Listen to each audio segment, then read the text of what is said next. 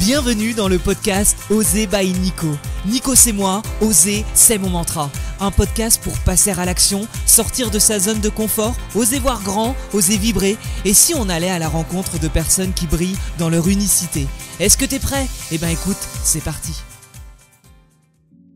Aujourd'hui, j'accueille Julie, plus connue sous le pseudonyme de 12 février. Julie, c'est la résilience.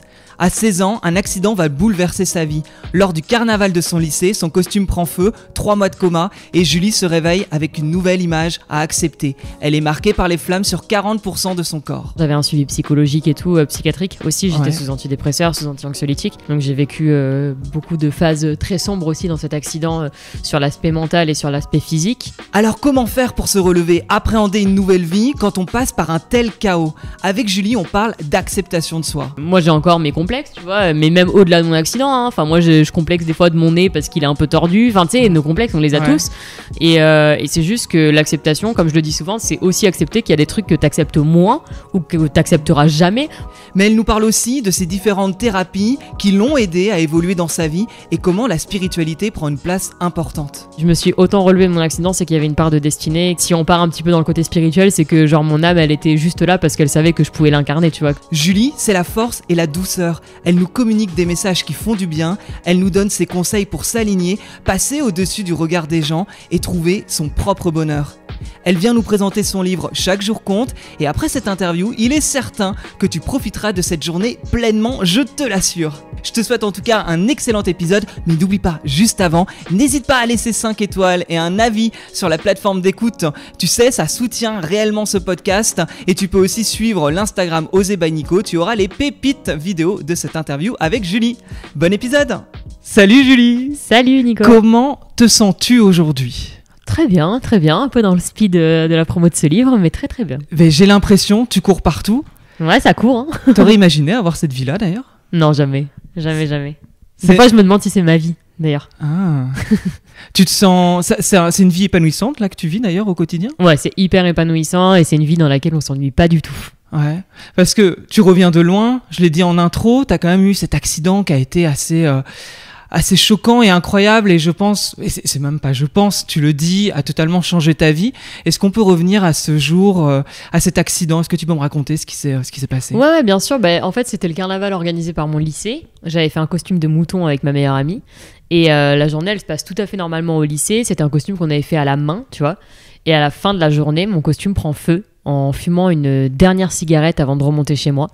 Et en fait, je deviens vraiment prisonnière des flammes, littéralement, parce qu'avec le scotch qu'on avait mis, donc c'était du scotch double face, des boules de coton, en fait, ça a rendu le costume hyper serré. Et donc, c'est monté tellement vite, enfin, les flammes se sont tellement propagées que j'avais pas de moyen d'enlever mon costume, de le retirer. Donc, j'étais vraiment prisonnière de ce costume. Et mon réflexe, ça a été de courir quand mon costume a pris feu. Ouais. Et mauvais réflexe parce que ça a attisé un peu les flammes. Donc j'ai essayé de me rouler par terre, on a appelé au secours et en fait au bout de longues minutes, on a une voisine qui nous a entendus avec ma meilleure amie d'enfance. Et elle est venue en fait éteindre les restes du costume avec son tuyau d'arrosage. Suite à ça, les pompiers sont arrivés, mes parents sont arrivés. Et en fait, ce qui est dingue avec cet accident le 12 février 2013, c'est que je me rappelle de tout. J'ai jamais perdu connaissance par la volonté, je pense, tu vois, de rester en vie et d'être plein d'adrénaline aussi, tu vois, de surmonter la douleur et de te dire ok, là il faut pas que tu t'endormes, il faut pas que tu partes. Donc mes parents sont arrivés et puis en fait mon dernier souvenir de cette journée, c'est de me mettre dans le brancard des pompiers qui m'ont juste avant forcé à prendre une douche pour faire diminuer la température corporelle. Et après, ils m'ont mis une perfusion dans le camion des pompiers qu'on appelle le stop-feu pour éviter que les organes continuent de brûler en interne. Donc c'est un peu comme de l'eau qu'on injecte, tu vois, dans tout le corps. Et un masque se pose sur mon visage et je me suis réveillée 3 mois plus tard, en fait, d'un coma artificiel. 3 mois plus tard, ouais. C'est énorme 3 mois. Non, c'est énorme, ouais. T'as des souvenirs de ces 3 mois? Ouais, j'ai partiellement des souvenirs. J'aime bien dire que c'est une jonction un petit peu entre deux réalités. La première, c'est la réalité de mes parents, celle-là, là, tu vois, où on parle nous deux, par exemple. Et puis l'autre, c'est une autre réalité de l'ordre du rêve, de la démesure un petit peu, parce que t'es sous drogue aussi, on te maintient dans un sommeil. Et donc, du coup, c'est beaucoup de rêves, beaucoup d'hallucinations. Et en même temps, c'est aussi une lutte entre la vie et la mort, tu vois, parce que mon coma... je suis restée dedans avec un pronostic vital engagé pendant 3 mois. On savait pas si j'allais vivre ou mourir. J'avais des fièvres de 43 degrés. On savait pas si c'était des septicémies, si j'avais des infections. Donc ça a été assez poussé, ouais. T'avais 16 ans? Ouais. Donc tu étais quand même très jeune. Je dis pas qu'il y a un âge particulier où j'imagine on peut vivre ça d'une façon, d'une meilleure façon, mais toi tu étais en pleine adolescence, acceptation de soi déjà je pense quand on est à l'adolescence en règle générale. Quand tu t'es réveillée t'étais quelle jeune fille avant en quelques mots? En quelques mots, j'étais une jeune fille insouciante, mais tu vois, une ado sans problème en fait. Moi, j'ai toujours aimé la vie, j'ai toujours été hyper souriante, hyper généreuse, mais en même temps, une ado sans emmerde, j'ai envie de dire. Tu vois, j'ai jamais harcelé des gens, on m'a jamais harcelé, j'ai jamais eu trop d'embrouilles, hyper bonne vivante, toujours partante pour danser, pour faire la fête, mais insouciante aussi. Tu vois, je testais beaucoup mes limites, mais sans trop exagérer, mais une ado normale, quoi, vraiment. Ouais. Quand tu t'es réveillée de ce coma, qu'est-ce qui s'est passé? Comment les choses ont évolué? Les choses, elles ont évolué de plein de manières différentes. Déjà, sur l'aspect physique, en fait, je me suis rendu compte de tout ce qu'il allait falloir que je fasse pour essayer de retrouver une vie un peu normale. Et puis même à ce moment-là, si tu veux, la vie normale, dans ma tête, elle n'existe pas, tellement ce que je vois physiquement me choque. On te montre? Tu te ouais, vois tout de suite Non, pas tout de suite. Ça a mis bien 3 semaines avant qu'on me mette un miroir devant les yeux. Hein. J'avais un suivi psychologique et tout, psychiatrique aussi. J'étais sous antidépresseurs, sous anti-anxiolytiques. Donc j'ai vécu beaucoup de phases très sombres aussi dans cet accident sur l'aspect mental et sur l'aspect physique. Mais quand enfin on me donne un miroir et que je peux me voir, en fait, ce que je vois me fait hyper peur pour l'avenir. Je me dis que ma vie, elle est foutue, tu vois, que même... en fait, j'ai beaucoup d'appréhension parce que quand t'as 16 ans, t'accordes tellement d'importance à ton apparence physique que là, je me dis, tu sais, c'est foutu, ta vie, j'avais plus de cheveux, j'étais hyper maigre. C'est con, tu vois, mais j'avais 16 ans, je commençais à être formée à peine, je venais d'avoir mes règles, tu vois, c'est débile, mais moi, j'ai été formée plus tard que mes amis. Et en fait, à peine au moment où je commençais à être formée, à appréhender mon corps, on m'enlève tout ça d'un claquement de doigts, c'est un peu la bulle qui explose. Et du coup, vu que je perds énormément de poids dans le coma, je perds aussi cette poitrine que je venais d'avoir, tu vois, donc c'est assez perturbant à ce moment-là. Et donc toi, dans cette reconstruction, ça prend combien de temps? Dans les phases d'acceptation, tu dis qu'il y a eu plusieurs phases. Ça prend combien de temps à peu près parce que tu as des soins, j'imagine, quotidiens. Ça a mis combien de temps avant de te réapproprier ton corps et ton image? Déjà, je pense que me réapproprier mon corps, c'est à partir du moment où déjà je peux juste remarcher normalement. Donc ça met bien 6-7 mois en fait. Tu vois, toute ta rééducation, elle est hyper longue, il faut du temps, il faut de la patience, il faut s'accrocher un petit peu. Et après, l'appréhension juste de mon corps de manière globale sur l'acceptation, ça met genre 4-5 ans en fait. Tu vois, c'est le moment où tu décides de remettre des t-shirts, où je décide de remettre des écharpes, et ça, d'enlever mes écharpes, pardon. Et ça vient pas avant des années. Ouais. Il faut des années d'acceptation. Tu voulais faire quoi, toi, plus jeune, comme métier? Alors, au tout départ, je voulais être vétérinaire, au tout départ, parce que j'adore les animaux. Et en fait, par la suite, je voulais faire une école de commerce et je voulais bosser dans le luxe, en fait, parce que mon père sort d'une école de commerce et moi, je m'étais dit que je voulais suivre un petit peu les traces de papa. Ouais. Et en fait, malheureusement, avec l'accident, tu vois, je m'étais dit, mais... qui d'une marque de luxe va vouloir d'une grande brûlée, d'une femme brûlée, tu vois, pour les représenter, même sur un axe commercial. C'est hyper compliqué parce que le handicap physique, il est pas reconnu, donc tu te dis, en fait, j'ai plus mes chances, quoi. Et vu qu'il est pas reconnu, en fait, une marque, elle est pas dans l'obligation de t'accepter dans son enceinte, et du coup, on subit beaucoup de discrimination pro, et en fait, je m'étais dit, là, c'est foutu. Et en fait, assez naturellement, je me dirige à la base vers le sport, surtout. Je pars en fac de sport. Après ? Ouais, après mon accident, ouais. Ok, oui, parce que tu as repris ta vie au bout d'un moment après, tu es revenu dans la vie étudiante, à continuer les cours, etc. C'était pour toi compliqué de retrouver même tes amis, même l'ami avec qui tu étais lors de l'accident? Oui et non, après la vie a fait qu'on s'est éloigné, mais pour diverses raisons, mais on est resté proches quand même, tu vois, mais... C'est juste que ce qui est compliqué quand je retrouve mes amis, c'est que on a une définition de la vie et de sa fragilité qui est complètement différente. Moi, ma bulle, comme je t'ai dit, elle a explosé, donc toute mon insouciance avec. Et forcément, je teste plus mes limites de la même manière. Les soirées, elles résonnent plus trop de la même façon non plus. Et puis même quand je sors en soirée, je prends les regards de tout le monde. Donc forcément, ta vie, elle change et elle est impactée de plein de manières différentes. Mais en même temps, tu vois, ce qui me sauve, c'est de... Mine de rien, malgré tout ce qui se passe, c'est de continuer dans cette vie-là, de vouloir, tu vois, préserver mes soirées, de continuer à sortir avec mes potes, de continuer d'aller au resto. En fait, c'est ça qui me maintient malgré tous les regards que je peux avoir. C'est ce qui m'aide à avoir cette volonté, tu vois. Ouais. T'es parti dans le sport. Pourquoi le sport ? Bah, j'ai toujours été sportive. Enfin, avant mon accident, j'étais gymnaste. Je m'entraînais genre 12 heures par semaine. Ça a toujours régi ma vie, mais j'ai fait plein de sports. Moi, j'ai fait du judo, du plongeon, de la gym, du ski, du snow. Enfin, voilà. Et je pense que le sport m'a sauvée, en fait, d'une certaine manière. Il m'a sauvée sur l'aspect mental, il m'a sauvée sur l'aspect physique avec la mémoire musculaire. Tu vois, si j'ai pu récupérer autant rapidement, reprendre le sport autant rapidement, c'est parce que j'étais sportive avant. Et je pense que me diriger vers le sport, c'était un moyen pour moi de juste me raccrocher à ce côté un peu passionné que j'avais et me dire bah c'est cool de pouvoir lier un peu mon métier avec ma passion et de pouvoir aller dans ce sens-là. Et puis mon objectif, moi, c'était d'être coach sportif et du coup d'amener les gens vers des reconstructions. Tu vois, je me voyais bien prendre des gens qui avaient eu soit des accidents, soit des maladies et puis les accompagner en fait dans une reconstruction mentale et physique. Je trouvais ça assez dingue. Ouais, mais donc là-dessus, tu penses que ta façon de voir la vie, tu l'avais avant, le sport était déjà présent, mais ça a renforcé qui tu étais, l'accident. T'as eu l'impression qu'il y a une force qui s'est développée, peut-être surdéveloppée? Ouais, je pense. Pendant un moment, j'ai cru que l'accident, il m'avait complètement changé, genre de A à Z, et qu'il y avait vraiment eu une rupture. Et avec le temps, j'ai vraiment compris que, en fait, l'accident, il avait juste accéléré ce que j'aurais dû comprendre en des années. Tu vois, on m'a tout mis sous le nez en m'a dit en fait Julie, toi ce que t'aimes en fait c'est ça, toi t'aimes aider les gens, tu te sens accompli comme ça, toi t'adores transmettre, t'adores parler, t'adores écrire, bah t'inquiète en fait on va vite te le faire comprendre et puis ça va vite switcher.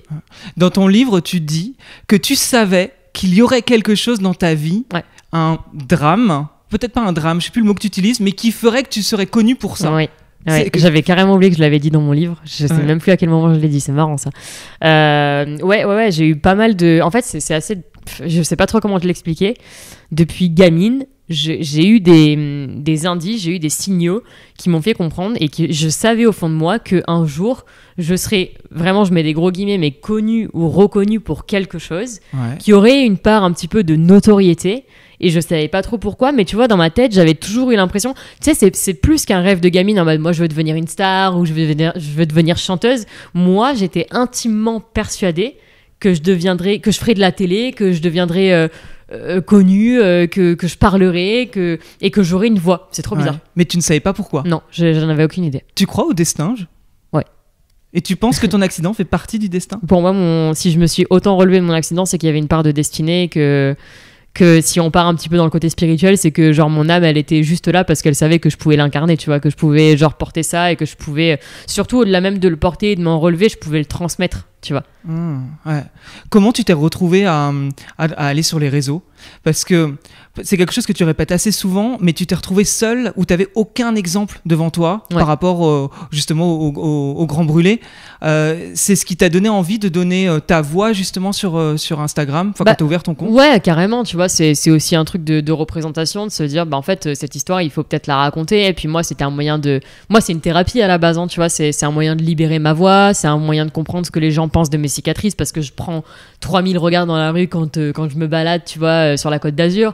Donc j'ai besoin d'exprimer. Je pense que la première volonté, au-delà d'aider les gens, c'est plus un ego trip, tu vois. De toute façon, les réseaux, c'est toujours un peu ça. Mais c'est un moyen de se dire, en fait, j'ai besoin de parler, j'ai besoin de m'exprimer, j'ai besoin de faire preuve de sincérité. Et j'ai besoin, je pense, de montrer que la différence, elle existe, surtout. Parce que moi, dans la rue, ce que je capte, c'est que les gens, ils comprennent rien à la différence, qu'ils ont jamais vu de gens différents, jamais vu de gens brûlés avec des cicatrices. Et moi, j'ai besoin d'apporter un truc à tout ça, d'apporter une voix, quoi. Ouais, tu t'appelles sur les réseaux 12 février. T'as choisi ce nom-là, c'était pourquoi t'as choisi 12 février? Enfin, c'est la date de ton accident. Mais... c'est la date de l'accident. Après, je pense qu'inconsciemment, c'est le moyen de donner un nouveau départ à une date un peu dramatique. Aujourd'hui, tu vois, quand tu me dis 12 février, bizarrement, ça résonne hyper positif, beaucoup plus que la date de l'accident. Mais à la toute base, c'est une manière de rester anonyme vis-à-vis de mes parents et de mes potes, parce que je confiais des choses et je mettais des photos. Tu vois, je mettais des photos de mes cicatrices, alors que dans la vie, jamais je me mettais en t-shirt au lycée et tout, tu vois. Après le lycée, d'ailleurs, c'était plus à la fac. Et du coup, il y avait un petit peu une part de moi où je me disais, j'ai envie de garder ça un peu genre cocon. Mais en même temps de l'exprimer comme un journal intime avec des gens que je connais pas, donc public, mais j'ai pas envie encore de le montrer à mes potes. Enfin, tu sais, je suis plus intime, je préserve beaucoup plus mes proches de tout ça, donc à l'époque, j'ai pas envie. C'est pour ça que je m'appelle pas Julie Bourges à l'époque, tu vois. Mais d'ailleurs, là, quand on fait cette interview, c'est 12 février ou Julie qui me parle? C'est la même personne. En vrai, pendant un moment, 12 février, elle a pris le dessus sur Julie parce que, tu vois, 12 février, elle a pris le dessus quand elle était capable de poster des photos en t-shirt, alors que Julie, dans la vraie vie, elle mettait pas des t-shirts, tu vois. Mais aujourd'hui, Julie Bourges, elle tient le compte 12 février, mais c'est Julie qui a pris le dessus depuis bien longtemps. C'est le compte a tout de suite pris d'ailleurs en termes de notoriété. Ça, c'est assez ouf. Je pense que c'est une époque où on parlait pas trop, tu sais, du fait d'aller mal, où on mettait pas trop en avant des accidents ou de la différence sur les réseaux. Et je pense que je l'ai lancé mon compte à un moment où les gens, peut-être, ils en avaient besoin. Et ouais, ça a marché directement. Après, j'ai été repéré très vite par Thibaut InShape, un des plus gros youtubeurs français, qui a mis en avant mon histoire. Donc, ça a été un gros gap aussi. Mais c'est vrai qu'il a pris très, très vite. Enfin, je pense qu'en 3 mois, j'avais déjà 10 000 abonnés, ce qui, à l'époque, en 2015-2016, c'est énorme. C'est comme si je te dis, tu ouvres ton compte Instagram, mais du jour au lendemain, là, t'as 200 000 abonnés. Tu vois, c'est un peu la même chose. Ouais, ok, donc ça a pris en tout cas rapidement grâce à Thibaut qui t'a aussi mis en lumière sur ce que tu faisais. C'était facile pour toi parce que tu sais, quand on y pense, ok, tu mets ton histoire sur Instagram, mais t'es toujours dans l'acceptation. Tu l'as dit, ça prend.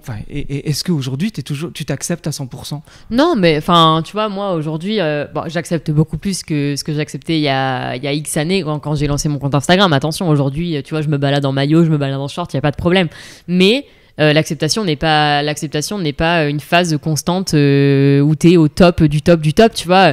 Il y a forcément des moments où en fait tu vas avoir une rechute. Il y a forcément des moments où moi je vais aller en soirée, tu sais quoi, en fait je vais préférer mettre une robe, mais une robe avec des manches longues plutôt qu'une robe avec des manches courtes parce que je le sens pas, tu vois. Mais c'est un peu comme je te dis, une femme, tu vois, qui a vécu des troubles du comportement alimentaire, qui va se trouver à un moment plus ronde que ce qu'elle ne l'est, mais parce qu'en fait c'est des traumas, c'est des travers qui te restent et c'est normal en fait, l'acceptation de ça, c'est pas quelque chose de linéaire. Ouais. Bon, parce que avec les comptes Instagram ou les réseaux sociaux en règle générale, des fois on a l'impression que tout est toujours beau. Toi t'as un compte Instagram qui est relativement joli. Quand je dis joli, c'est que tu fais attention à ton image, c'est esthétique. J'ai l'impression que ça prend une grande place d'ailleurs dans ta vie. Là t'as déménagé dans les Landes, t'as cette vue, je sais pas, je trouve que c'est très esthétique, c'est très à l'image d'ailleurs. Bon, là pour ceux qui écoutent le podcast, ils le voient pas, mais t'es habillé de vert, il y a quelque chose de très naturel chez toi qui ressort. Là-dessus, est-ce que justement sur ton compte Instagram, tu n'es pas dans le côté où on montre que le côté positif et tu montres pas le côté négatif? Comment tu te places en fait par rapport à ça? Alors c'est très marrant que tu dis ça, tu vois, parce qu'en fait quand j'ai commencé mon compte Instagram, je partageais que du positif. Tu vois, j'étais là en mode, vous pouvez vous en sortir. En gros, si je l'ai fait, vous pouvez le faire aussi. Bon, c'est bateau, mais c'est un peu le message que j'envoyais au début. Et en fait, avec le temps, je me suis dit, mais attends, en fait, quand toi t'allais pas bien, tu vois, je me suis revue un peu quand j'étais plus jeune. Tu vois, si j'avais vu quelqu'un qui était trop positive et qui partageait pas la sincérité du combat, je me serais pas reconnue en elle parce que je me serais dit, tu vois, la meuf, elle a la force de surmonter des trucs que moi, j'ai pas la force de surmonter. Alors que, comme je t'ai dit, tu vois, mon acceptation, elle était pas linéaire. Moi aussi, j'avais des moments de down et tout. Et en fait, il y a eu un gap sur les réseaux. D'ailleurs, si tu parcours vraiment mon compte Instagram, tu vois, tu verras qu'il y a des moments où je dis, en fait, moi aussi, je vais mal. Tu vois, cet été, je suis partie à Ibiza. Il y avait la plage, elle était bondée. Et je me suis dit, je vais jamais me mettre en maillot, tu vois. Je me suis dit, là, franchement, c'est impossible pour moi, je vais jamais me mettre en maillot. Finalement, je l'ai fait. J'ai fait une photo. Et c'est marrant parce que tu vois un peu les gens qui me regardent et tout en plus. Et j'ai écrit le texte en mode, j'ai été honnête, tu vois. Genre, j'ai raconté cette histoire et j'ai dit, tu vois, je pensais que jamais j'aurais pu le faire. Et en même temps, je m'en suis voulu parce que j'écris des textes hyper positifs sur Insta où je motive les gens à s'accepter. Et finalement, je l'ai fait, mais j'ai raconté aussi, tu vois, ce que ça m'avait fait de le faire. Tu vois, les regards et me sentir encore différente. Et moi, j'ai pas peur de dire que, tu vois, des fois, je marche dans la rue, j'ai toujours l'impression d'être un monstre, tu vois. J'ai toujours des enfants qui me pointent du doigt. Et non, j'en ai parlé, tu vois. J'en parle sur les réseaux. Je suis pas que positive sur les réseaux. Comment tu fais justement face à des personnes, à des enfants qui te pointent du doigt? Comment tu te sens par rapport à ça? Franchement, c'est le truc, je pense, que j'ai le plus de mal à surmonter, mais c'est pas tellement les enfants. Tu sais, les enfants, ils ont un peu cette vérité absolue, cette vérité sans filtre. Ils voient la différence, donc ils remarquent la différence. Et moi, je pense que mon vrai problème, en fait, c'est les parents qui expliquent pas à leurs enfants, tu vois. Les parents qui vont tirer le bras de leurs enfants en mode, chut, tais-toi, dis rien. Alors qu'en fait, il faudrait expliquer parce que tu vois, des enfants à qui tu donnes pas de réponse, ça devient les parents qui te regardent dans la rue au final.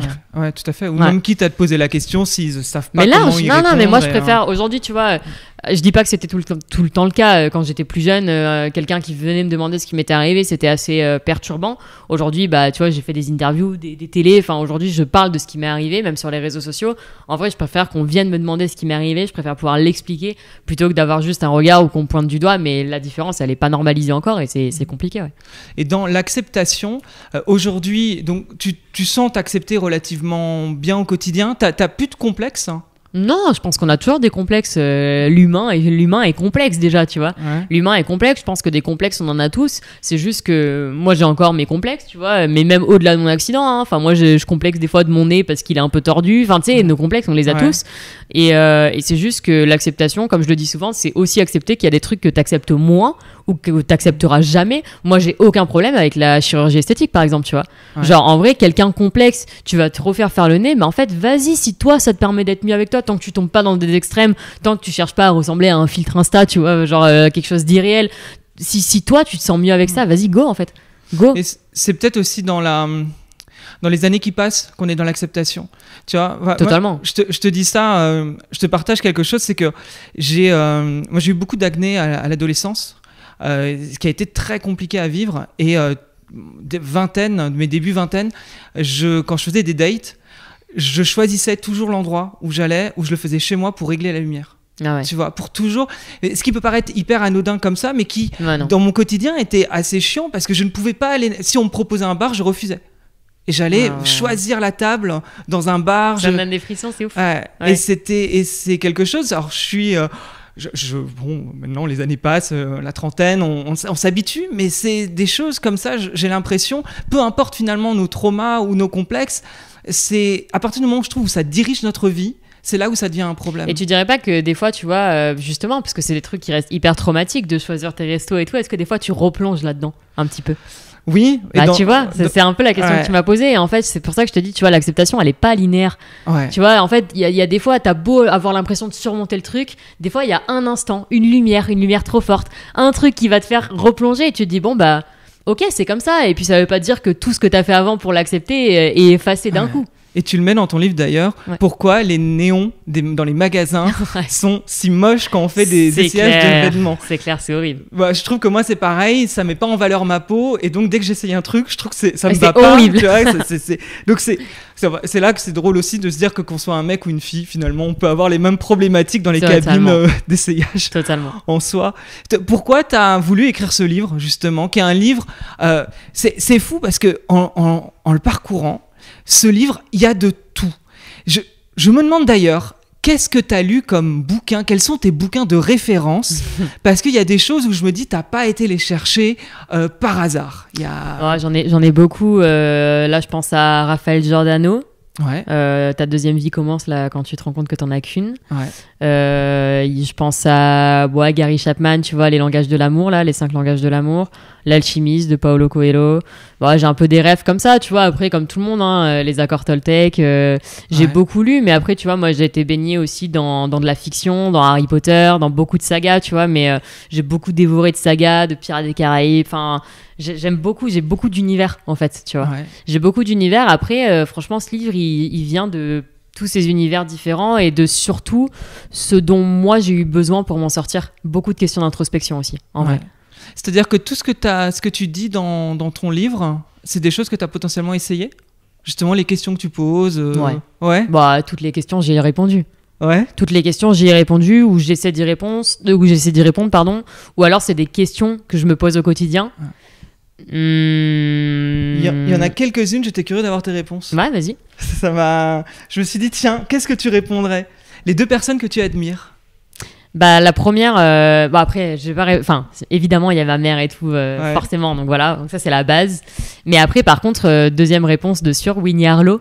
Tu vois, c'est la mannequin atteinte de vitiligo qui a fait une campagne pour Desigual. Ouais. Et ça a été la première femme à laquelle je me suis identifiée parce qu'elle a mis en avant sa différence et qu'elle a fait des campagnes, elle a défilé pour Victoria's Secret et tout en étant différente. Donc je me suis dit, la meuf, elle a normalisé sa différence à tel point qu'elle en a fait son métier. Je trouve ça incroyable. Finalement, c'est un peu le chemin que j'ai suivi. Ouais. Et deuxième personne, je dirais, tu vois, Turia Pitt, qui est une présentatrice australienne, qui est brûlée même au niveau du visage Ouais. et qui défonce tout, tu vois. Mais ouais, non, je sais répondre. C'est- Bah, c'est ça. Ouais, non, mais j'en c'est doute ça. pas. Mais justement, moi, je suis curieux de savoir qu'est-ce que tu as pu dire quand, tac.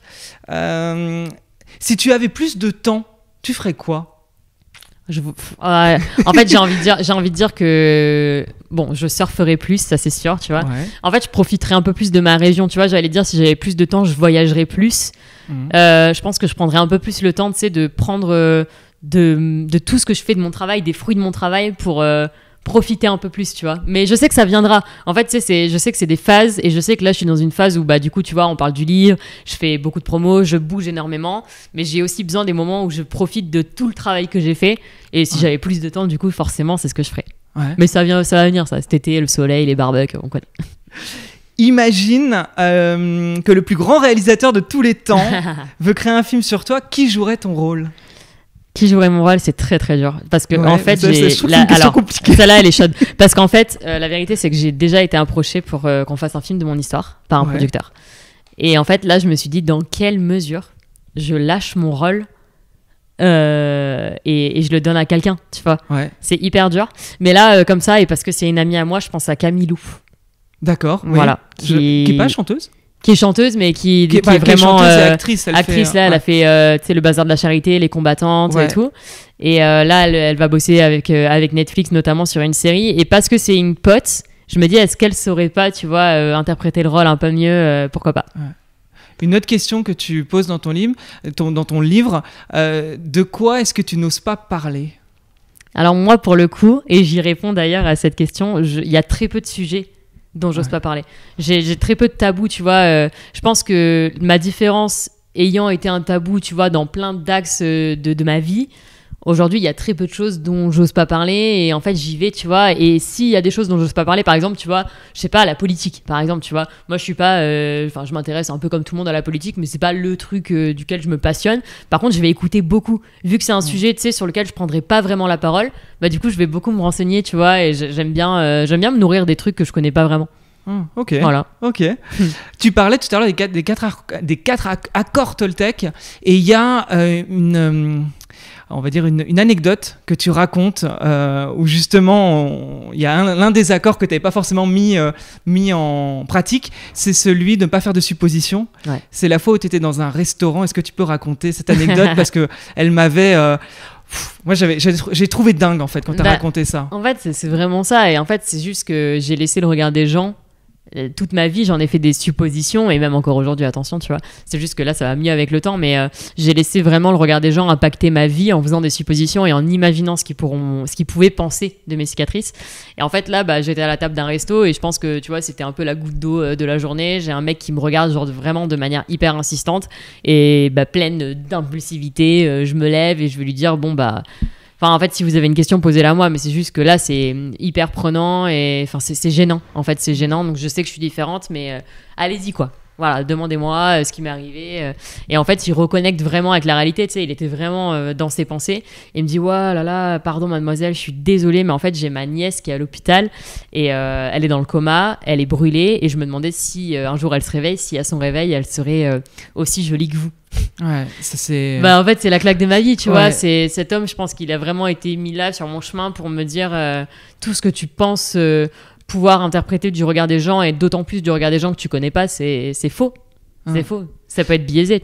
Je trouve que c'était tellement le cas concret justement d'un des accords Toltec de ne pas faire de suppositions. Tellement. C'est quelque chose, j'y pense souvent quand je regarde quelqu'un dans la rue parce que je trouve que j'aime bien la veste ou quelque chose et que la personne te regarde un peu en mode qu'est-ce qu'il me veut, Ouais. alors qu'il y a vraiment un truc très positif où j'aime bien les chaussures, etc. Et du coup je me fais aussi la réflexion maintenant quand je me balade, si on va me regarder avec insistance je veux aussi me dire en fait ne fais pas de suppositions. Ouais. Et je pense que les 4 accords Toltec, si on appliquait à 100% ne pas faire de suppositions, merde, là je me suis lancé dans un truc, je suis pas sûre de les avoir moi, entièrement. Ne pas faire de suppositions, avoir une parole impeccable. C'est ça, hein. Putain, je sais plus. J'ai envie de les chercher. J'ai envie de les chercher. J'ai un bug en plus. Ne pas supposer. Le gros bug. Tu t'es lancé dans un truc, Nico. Ne pas faire de suppositions, avoir la parole impeccable, ne rien prendre personnellement. Oui, ça oui. Et le dernier? Et donc le dernier, faites toujours de votre mieux.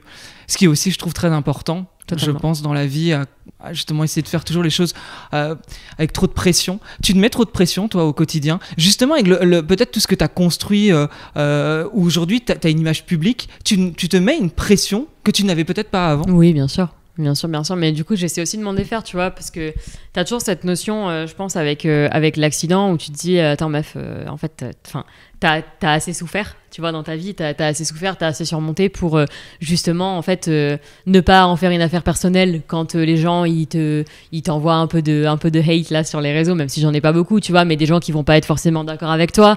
Donc, tu vois, ne rien prendre pour toi, toujours essayer de faire de son mieux, mais en même temps, tu vois, vu que t'es dans l'image publique, dans cette représentation publique et tout, que t'essaies toujours d'être bien, toujours d'être droite et tout. Enfin, c'est aussi fatigant, tu vois, de toujours faire de ton mieux et des fois d'essayer de pas faire des erreurs et tout. Des fois, ça peut être crevant. Aujourd'hui, ta mission de vie, t'en parles dans ton livre, c'est quoi ? C'est rendre visible la différence. Rendre visible la différence et mettre en avant, tu vois, démocratiser le parcours des grands brûlés. En fait, moi, j'aimerais juste normaliser la différence, en fait, dans le fond. Tu savais ce qu'était la mission de vie avant ? C'est quelque chose qui est né ces dernières années en te questionnant sur toi ? Totalement. En fait, je me suis juste demandé, par rapport à plein de questions que j'ai pu me poser d'introspection, mais finalement, qu'est-ce qui fait que moi, personnellement, je me sens accomplie dans ma vie ? Qu'est-ce qui me rend, tu vois, profondément heureuse ? Et en fait, je me suis dit, tu vois, j'ai commencé petit à petit. Je me suis dit, moi, ce qui me rend profondément heureuse, c'est de passer genre du temps avec mes proches, tu vois. Mais pourquoi ? Parce que, tu vois, j'adore parler avec eux, en fait. J'adore parler avec eux, j'adore être avec eux, j'adore avoir leur contact. Qu'est-ce qui me rend heureuse ? Tu vois, c'est quand je vais dans des hôpitaux, rencontrer d'autres personnes malades ou d'autres personnes brûlées, pouvoir échanger. Et en fait, petit à petit, tu vois, qu'est-ce qui me rend heureuse ? Mon taf, ça me rend heureuse. Mais pourquoi ? Parce que j'écris beaucoup, parce que je parle. Pourquoi le livre, il me rend heureuse ? Mais parce qu'en fait, et en fait, je suis arrivée à la transmission. Et je me suis dit, mais en fait, dans tous les aspects de ma vie, que je sois en train de donner un cours de sport, que je sois en train de même faire du piano, tu sais, devant mes proches. Ouais. En fait, tout ça, c'est de la transmission et je me suis rendu compte que c'est comme ça vraiment que personnellement, je me sentais heureuse et accomplie, tu vois. Tu te sens alignée dans ta vie aujourd'hui ? Ouais, 100%. Et qu'est-ce que tu donnerais comme conseil à quelqu'un qui se sent pas aligné dans sa vie et qui justement peut-être n'a pas trouvé sa mission de vie ? Lire le livre. Ouais, pour le coup, il y a plein de choses. Hein. Mais vraiment, en fait, c'est juste, au-delà même de lire le livre, c'est juste que dans le livre, toutes les semaines, tu as le coaching entre toi et moi, et c'est que des questions d'introspection. Donc, quelles sont tes plus grandes peurs, de quel bagage tu peux te débarrasser, tu vois, pour vraiment te sentir plus léger.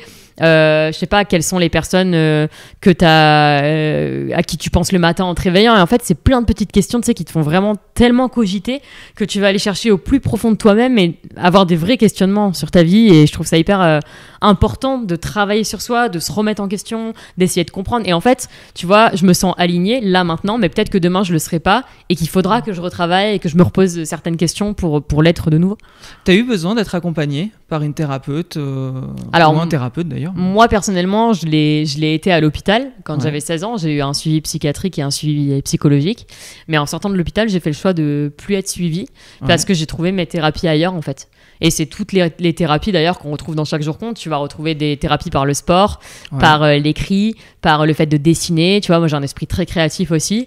Et j'ai trouvé mes thérapies ailleurs, donc j'ai plus été suivie par la suite. Par contre, au-delà du suivi psychologique et psychiatrique, avec les années, là par exemple je fais beaucoup de soins énergétiques, donc c'est juste que moi personnellement j'arrive à parler plus à des énergéticiennes et je pense que c'est important de dire que aujourd'hui prendre soin de sa santé mentale c'est hyper important, mais qu'il y a plein de moyens d'en prendre soin. Tu vois, il y a des gens, ils vont se sentir plus à l'aise avec un psy, comme il y en a d'autres ça va être un hypno et d'autres ça va être des nutritionnistes, tu vois. Et moi, personnellement, je sais que c'est genre des énergéticiens, tu vois. Ouais, c'est ce que tu partages dans ton livre d'ailleurs, que chacun trouve sa méthode.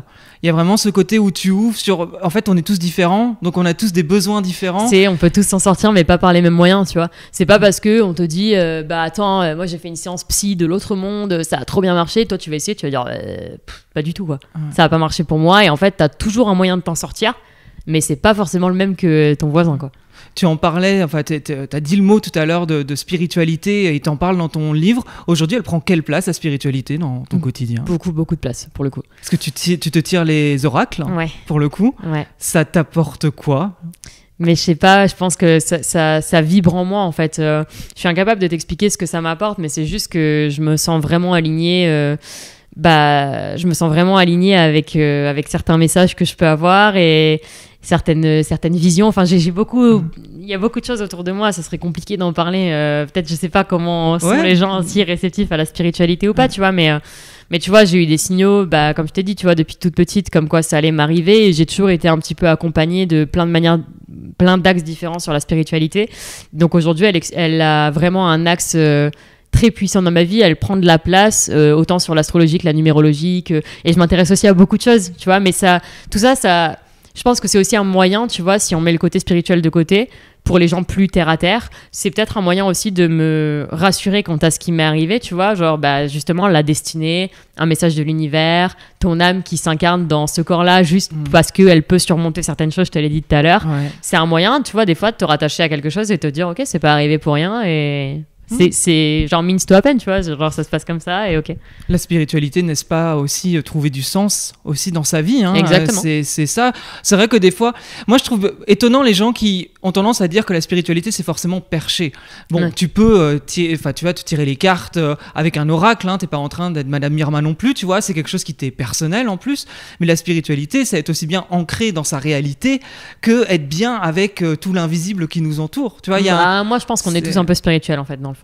Enfin, moi je pense que tu vois, juste à différentes échelles, on a tous eu tu vois, un rêve prémonitoire, un truc, tu vois, qui a fait qu'à un moment dans ta vie, en fait, t'as été spirituel et même, tu vois, ton pouvoir de l'intention, ton pouvoir, on l'a tous, en fait, tu vois.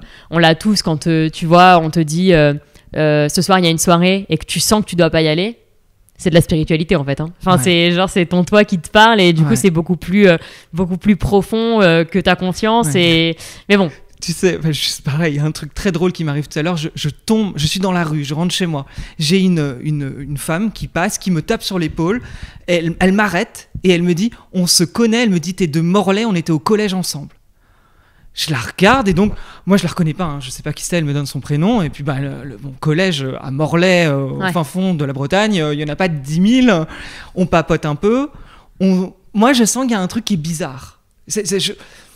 Oui, effectivement, on a un point commun, elle me reconnaît et tout. Mais je me dis, il y a un truc qui est très étrange. On a plein de points communs, mais il y a un truc qui est bizarre. Ouais. Mais je la reconnais pas. Donc j'envoie un message à une copine à moi qui connaît, pareil, du collège, et je lui dis, tiens, je suis tombée sur telle personne. Et là, elle me dit, c'était ma pire ennemie. Et j'ai trouvé bizarre. Que moi, j'ai senti quelque chose d'étrange. Et que cette amie me dit, c'était ma pire ennemie. Je t'ai appelé tout de suite quand tu m'as dit ça parce que, en fait, s'il y a une personne sur Terre qui m'a foiré mon adolescence, c'est elle. Waouh. Ouais, donc t'as ressenti le côté négatif et moi, il y a eu un truc personne. Bizarre que je n'explique pas, mais il y avait quelque chose d'étrange qui n'était pas juste. Ouais, l'intuition est bonne. C'était marrant. J'ai fait ta numérologie. Alors, vite fait, parce que dans l'idée, un thème numérologique, j'en ai pour 2h30 en général quand j'en fais un. Mais en fait, tout ce que tu as dit, d'ailleurs, c'est assez étonnant, ressort. Déjà, au niveau de ton chemin de vie, en fait, il est dit que tu es une super accompagnatrice. Enfin, je vais pas le dire comme ça. Tu as du 11, et le 11, c'est le super accompagnateur. Comment ça se fait que tu as le tatouage du 11 ? Tu le savais, ça ? Ouais. Ah oui, d'accord. Et du coup, si tu calcules la numérologie donc, de ma date de naissance donc sur le 11, et du coup, je suis née le 11-11, et puis donc, ça amène chemin de vie 11, donc un 2, bon bref. Ouais. Et en fait, si tu le fais sur la date de l'accident, ça amène 11 et 2 aussi. Incroyable. Ouais, c'est ouf. Ça, c'est ouf. Enfin, ça m'avait marqué, donc du coup, je me suis dit, bon. Du coup, tout le monde me demande pourquoi t'as pas fait 12 ? J'ai dit, bon, voilà. Ouais, parce que super accompagnateur, le 11 est créatif, il est intuitif, et en fait, il accompagne pour faire grandir et évoluer. Trop drôle. C'est ce que tu as dit tout à l'heure, c'est ce que tu as envie de faire, tu vois. Ouais. Et le 11 a beaucoup de douceur aussi, puisque le 11, si on le réduit, c'est le 2, ça tu l'avais vu, donc il y a un côté binôme. Tu dois aimer ne pas forcément être seul, mais aimer le partage, mais même travailler peut-être en binôme ou avoir un collectif autour de toi. Ouais, enfin, en fait, j'ai beaucoup besoin de mes moments seuls, Tu vois, Ouais. si je monte à Paris pour bosser, je vais être seule, je mange au resto seule, c'est pas du tout un problème. Par contre, tu vois, par exemple, j'ai beaucoup enchaîné les relations dans ma vie. J'ai jamais été tellement célibataire parce que j'ai ce besoin de donner à un partenaire, mais qui est genre vénère, quoi. Ça, c'est vrai. C'est très, très vrai. Ouais. Et t'as du 22. Et Ok. le 22, alors je sais pas, encore une fois, hein, je sais pas du tout si c'est toi. Le 22, il est structuré, il est constructif avec des méthodes. Je sais pas si ça te parle, ça.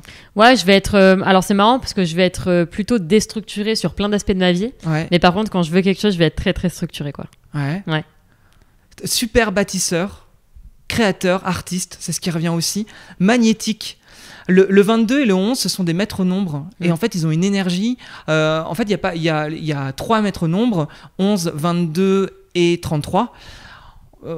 Toi, t'as des maîtres nombres partout dans ta numérologie. Et également dans ta temporalité. Ok. Et c'est drôle, enfin c'est drôle, je sais pas si on peut dire que c'est drôle, mais en temporalité, t'as du 22 là depuis que t'es né. Et en fait, le 22 a une particularité, c'est qu'on va parler d'une mort symbolique avec renaissance. Ah ouais? Mm. Incroyable.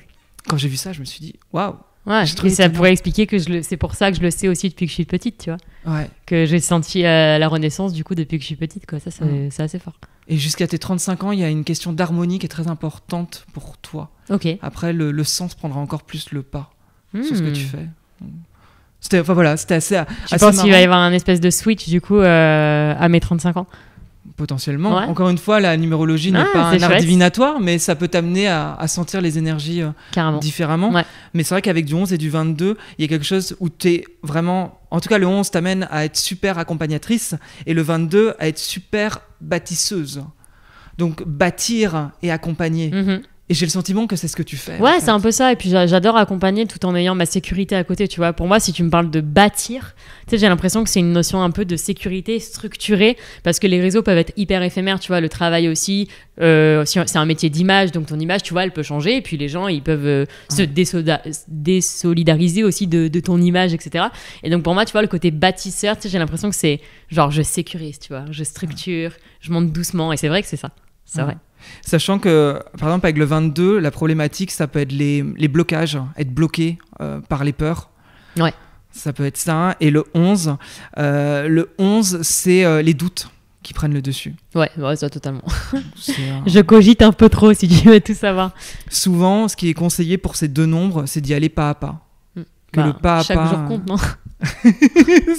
Ah, mais c'est vrai que si on reprend ton livre, on y va pas à pas. Hein, Ouais, c'est puisque clair. chaque date a une nouvelle action à Et faire. c'est pour ça que c'était vraiment un moyen, je le disais dans une autre interview, tu vois, ma mère elle disait toujours laisse le temps au temps, laisse le temps faire les choses, genre calme-toi, tu vois, parce que je suis tout le temps, tu sais, j'ai envie d'aller plus vite que la musique et tout, et en fait non, vas-y, temporalise, tranquille, chaque jour, et c'est pour ça que le livre, tu vois, il est hyper smooth. Ouais. Tu parles d'oser sortir de sa zone de confort. Se dépasser, oui, mais sans oublier de s'écouter. Mhm. Toi, justement, t'écouter, c'est au quotidien que tu arrives à le faire ou des fois t'oublies? Non, des fois j'oublie, attention, hein, je suis pas parfaite. Hein. Non, j'oublie comme tout le monde, mais c'est important de le rappeler parce que je me le rappelle aussi. Tu vois, là, j'ai eu 3 mois, franchement, là, les 3 derniers mois de ma vie, franchement, j'ai eu les 10 ans de l'accident, tu vois, le 12 février là, 2023, du coup. Ouais. Et tout s'est enchaîné, j'ai déménagé, j'ai changé de maison, je me suis coupé les cheveux, j'ai perdu mon chien. Enfin, franchement, les 3 derniers mois, là, j'ai pris tarif, c'est le cas de le dire. Et en fait, tu vois, je m'en suis voulu parce que j'ai pris, et alors que je le sais qu'il faut que j'arrête d'encaisser, qu'il faut que des fois je libère et tout. Et en fait, j'ai pris sur moi jusqu'à, tu vois, là, il y a une semaine, tu vois, j'étais à la limite d'exploser. Et heureusement, j'ai eu un voyage de presse au Maroc qui m'a fait trop du bien. Et c'est quand je me suis retrouvée au Maroc, les fesses sur une chaise au soleil, que je me suis dit, putain, mais pourquoi t'as autant attendu ? Alors que je pouvais partir, que je pouvais faire un break avec mon mec, tu vois, et non, et vas-y, et toujours, tu vois, encaisser parce que je suis comme ça, et parce que depuis l'accident, je suis comme ça, je prends tout sur moi, jusqu'à, tu sais, trop, et des fois, j'explose, et du coup, tu vois, c'était encore une fois, c'était un manque d'écoute, tu vois, de pas être assez attentive à ce que tu ressens, aux signaux d'alerte qu'on t'envoie, ton corps qui est fatigué, genre...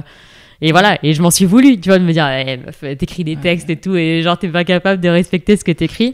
Et en fait, ce que j'écris, je le pense, mais c'est d'autant plus compliqué de l'appliquer à toi-même. Hein. C'est toujours pareil. C'est drôle parce que ça me fait écho ce que tu dis.